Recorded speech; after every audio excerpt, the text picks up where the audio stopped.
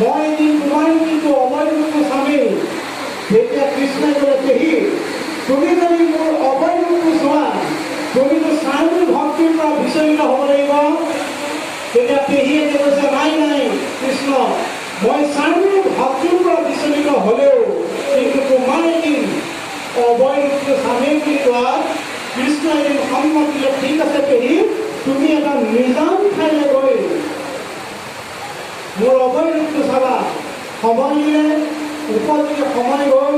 তেতিয়া কৃষ্ণই ক'লে পেহী এতিয়া তুমি গাঁঠিটো খুলি মোৰ অবৈধ চাব পাৰিবা। যেতিয়া গাঁঠি খুলি কৃষ্ণৰ চতুৰ্ভুজ ৰূপটো দেখি গ'ল তেতিয়া গান্ধাৰীয়ে উচ্চস্বৰ মাৰি পেলাই কৈছে কৃষ্ণ তোমাৰ যদি ইমান বেয়া ৰূপটো মই জানিলোহেঁতেন তেতিয়াও মই স্বামীৰ ভক্তিৰ পৰা বিচলিত নহ'লো হেঁতেন বুলি কৈ ডাঙৰকে গুচি যাওঁতে কৃষ্ণই পাঁচটা মাত দিছে ৰ'বা পেহী তুমি মোৰ অবৈধ ৰূপটো দেখিও বেয়া পোৱাৰ কাৰণটো কিন্তু তুমি জানিব লাগিব। বোলে কাৰণ কি? বোলে কাৰণ এটাই তোমাৰ কাৰণটো ভুলটো কৰে না তুমি মিছা অহংকাৰৰ কল্যাণ হয় ৰাজ সিংহাসনৰ লোভত এশটা পুত্ৰ পাওনা হৈছিলে ঠেলি দিয়া সন্তানৰ মাতৃগৰাকী জানো তুমি নোহোৱা। গতিকে যেতিয়ালৈকে তুমি অহংকাৰ হৈ থাকিবা তেতিয়ালৈকে তুমি মোৰ কথাটো বাদেই মোৰ অবৈধ দেখিও তুমি আনন্দ লাভ কৰিব নোৱাৰিবা। তেতিয়া গান্ধাৰী উন্নত হৈছে ভুলটো মোৰ তাতে হৈ গ'ল মই মিছা অহংকাৰত। তেতিয়া এদিন এইটো কৈছে আমাৰ খাদ্যৰ ওপৰত বেছি গুৰুত্ব দিব নালাগে।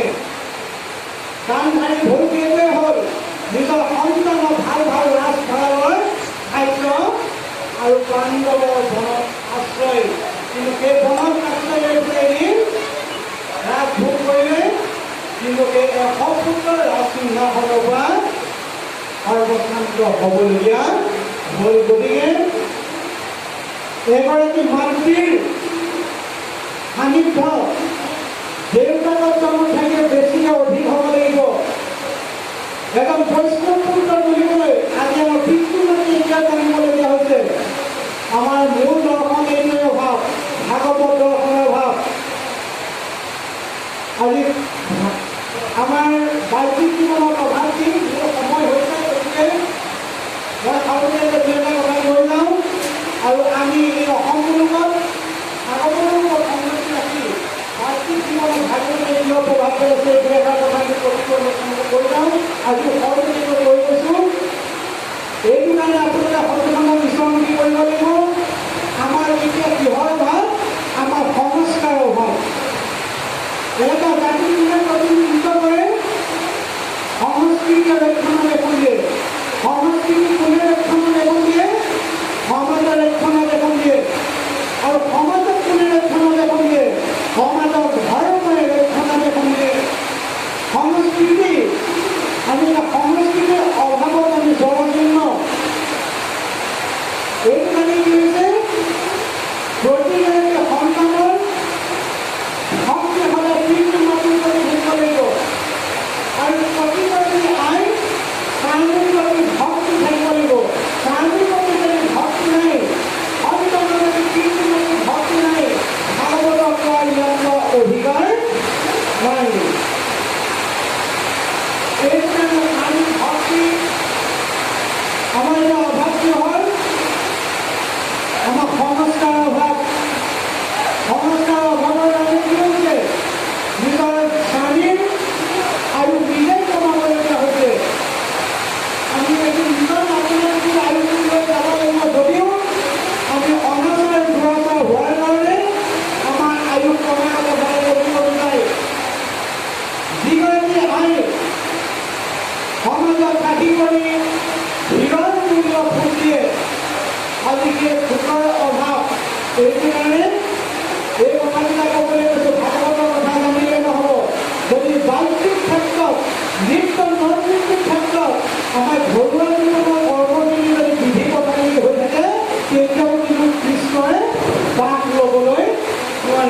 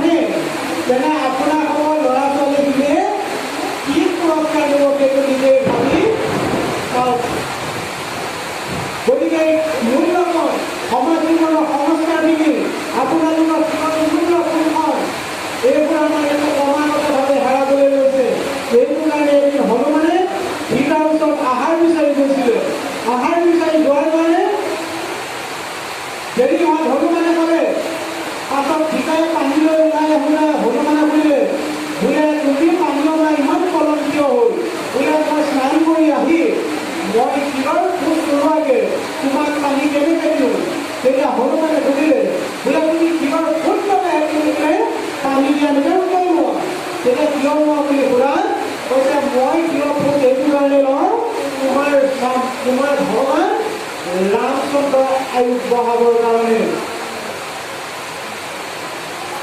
তেতিয়া হনুমানে কি কৰিলে যদি সীতাই এটা সাধাৰণ ভোট লওঁতে যদি মোৰ ৰামচন্দ্ৰ আয়ুস বাঢ়ে মই গোটেই সেন্দুৰটোকে ভাঙি লওঁ বোলে কি বান্দৰে কি সেন্দুৰৰ মূল্য বুজি পায়। আমাৰ কি হৈছে এতিয়া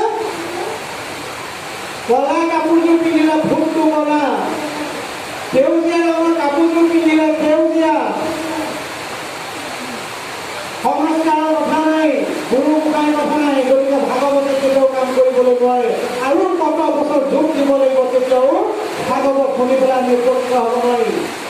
কিন্তু কি হ'ল মূৰৰ গেৰুৰ বাবে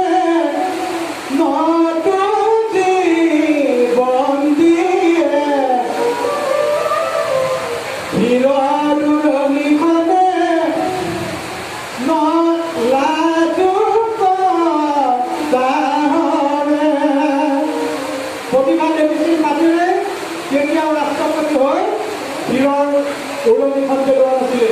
মাদাৰ টেৰেছাই গোটেই বিশ্ব দৰবাৰ ঘূৰিলে সাক্ষাতৰ 13 কোটি পাৰ হৈ কেতিয়াও হীৰৰ উৰণিখন পেলোৱা নাছিলে। কিন্তু আমাৰ এতিয়া সংস্কাৰৰ অভাৱ। গতিকে এইখিনি কথা ভাগৱত পঢ়ি থাকিলেই নহ'ব, যেতিয়ালৈকে বাহ্যিক জীৱনৰ সংস্কাৰখিনি উদ্ধাৰ কৰিব নোৱাৰিম, যেতিয়ালৈকে ছোৱালীজনী বোৱাৰী জ্ঞান নিদিব ঘৰখনতে, ছোৱালীজনী সৰু সৰু বুলি ভাবি পঠিয়াই এখন ঘৰলৈ চিন্তা চৰু কৰিবলৈ বেছি সময় নালাগিব। এই সংস্কাৰখিনি কিন্তু আপোনালোকে এৰিব লাগিব। আমাৰ দুৰ্ভাগ্য বিষয় সেইটো বাৰু আৰু অকণমান পথ যাওঁ, সময় সমাগত হৈছে, আপোনালোকৰ আমন্ত্ৰণ হ'ব নালাগে। আৰু নতুন নতুন কেছে আয়োজন কমিটিয়ে যোগাৰ কৰি থৈছে, আপোনালোক আমনি লাগি নোপোৱাকৈ আমি আসনৰ পৰা উঠিম আৰু দুই এটা কথা ভাৱৰ আদান প্ৰদান কৰি অকণমান পথ যাওঁ।